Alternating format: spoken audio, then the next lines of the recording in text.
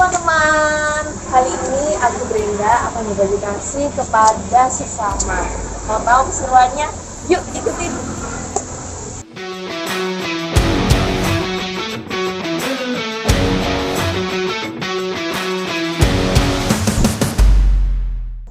Saudara-saudari yang terkasih, hari ini aku Brenda akan berbicara tentang berbagi kasih kepada sesama. Tapi kenapa tiba-tiba? Simak videonya sampai habis. Nah, oke teman-teman. Untuk pertama kalinya seorang Brenda Tandi Priscilia ya berbagi kasih kepada sesama ya. Dan konsep tema yang sangat relevan dalam kehidupan kita sehari-hari, baik kita sebagai individu dan menjadi bagian dari masyarakat. Dan sebenarnya kita sama orang-orang yang kita bagikan di jalan seperti kayak pengemis, tukang parkir, terus habis itu tukang sampah, kemudian orang-orang yang kurang mampu, itu adalah menjadi bagian dari kita. Oke, tadi kan aku udah ngomong kalau misalnya aku bakal menerapin berbagi kasih ini ya. Jadi pada 8 Desember 2024, tepatnya pagi pukul 8, itu aku melakukan berbagi kasih kepada 4 orang di jalanan. Jadi ceritanya yang pertama itu aku bagikan kepada seorang tukang sapu di jalan. Dan cerita yang pertama ini seorang tukang sapu yang dia pagi-pagi sudah menyapu, yang dia tuh pagi-pagi sudah membersihkan jalan raya, yang dimana itu emang seharusnya tugas dia sih, tapi aku melihat bahwa itu adalah sesuatu yang pekerjaan Tuhan yang kasihnya tuh tinggi untuk sesama. Dan seorang bapak ini dia sangat senang ketika saya membagikan nasi, hanya sebungkus nasi, dan itu saya sangat memaknai hal tersebut gitu. Ya, itu adalah berbagi kasihku yang pertama. Dan yang orang kedua itu aku ke tukang sapu lagi, seorang ibu-ibu. Dari kejauhan aku melihat ibu ini adalah orang yang pekerja keras. Dia mungkin umurnya sudah sekitar 50 ke atas, dan aku di situ melihat ibu ini sendirian nyapunya, nggak sama teman-temannya. Dan ketika aku memberi hanya sebungkus nasi, itu mata ibunya berbinar-binar dan merasa bersyukur ketika aku memberi hanya sebungkus nasi gitu. Kita tuh memiliki kesamaan dengan mereka, kita memiliki latar belakang, kemudian background yang sama sebagai manusia yang ciptaan Tuhan, seperti itu.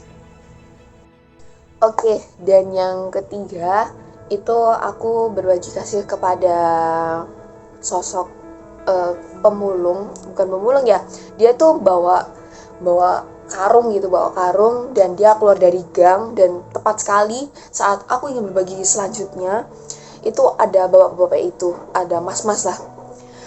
Lalu aku memberinya hanya sebuah nasi juga, dan disitu mas-masnya sangat senang, sangat terharu, dan sangat bersyukur ketika diberi nasi, karena mungkin itu masih pagi dan perlu asupan gitu ya. Nah, maka dari itu orang-orang yang kurang mampu seperti itu hanya mungkin secuil kasih, hanya kita memberikan nasi, itu adalah sebuah berarti buat mereka. Oke, dan yang terakhir aku berbagi kasih ke tukang becak. Di sini dari kejauhan aku melihat tukang becak ini sedang beristirahat atau masih menunggu penumpang gitu untuk menumpangi becaknya. Dan dari kejauhan aku kayak melihat bapak ini kasihan ya, bapak ini sendirian, gak ada temennya. Dan karena itu masih pagi, mungkin bapaknya masih belum ada penumpang untuk diantar atau dijemput gitu. Jadi aku kasihlah sebuah nasi itu, dan bawahnya juga seneng ketika aku memberi nasi itu. Ya, itu tadi adalah 4 cerita di mana aku berbagi kasih kepada 4 orang itu di jalan raya, orang-orang yang kurang mampu, orang-orang yang menurutku itu adalah suatu tindakan berarti buat aku untuk pertama kalinya di umur aku yang 19 tahun ini. Kasih kepada Tuhan dan kasih kepada sesama. Dalam Alkitab itu Yesus mengajarkan kita bahwa 2 perintah Tuhan yang besar adalah mengasihi Tuhan dengan segenap hati, jiwa, akal budi, serta mengasihi sesama seperti diri kita mengasihi. Itu tercantum dalam Matius 22 ayat 37 sampai 39. Yang artinya, kasih ini bukanlah kasih yang hanya terbatas pada orang-orang yang kita kenal atau yang kita memiliki kesamaan dengan kita. Tapi kasih itu universal. Kasih itu gak hanya kita sama saudara, kita sama orang tua, tapi kasih itu meluas kepada setiap orang yang ada di bumi ini yang diciptakan sama Tuhan, tanpa memandang latar belakang, suku, agama, dan status sosial apapun. Kenapa kita harus berbagi kasih sih? Padahal sama diri kita aja kita belum pernah kasihani, kita belum pernah memanusiakan diri kita sendiri. Karena salah satunya yaitu adalah toleransi. Kita bersikap toleransi karena toleransi adalah sikap menerima perbedaan yang ada di sekitar kita tanpa menghakimi dan merasa lebih superior gitu ya.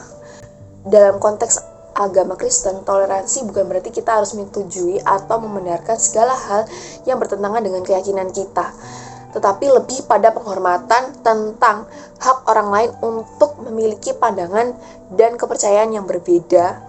Dan ini adalah sikap yang penting, terutama di zaman kita sekarang, di mana keberagaman kita itu menjadi kenyataan yang tak bisa dihindari. Dan ini ada salah satu kutipan lagi dari Matius 5 ayat 44.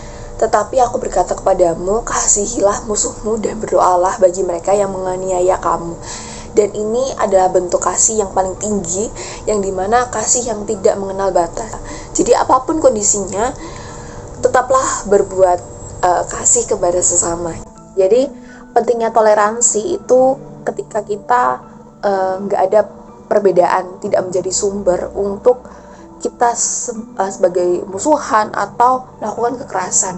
Dan dalam konteks beragama, dalam agama Kristen tentunya, toleransi itu berarti saling menghormati dan hidup berdampingan secara damai meskipun kita tuh memiliki perbedaan keyakinan. Manusiakanlah manusia seperti kamu memanusiakan dirimu sendiri dan berbagi kasih kepada sesama. Itu seperti kamu melayani ciptaan Tuhan di dunia ini dan di bumi ini.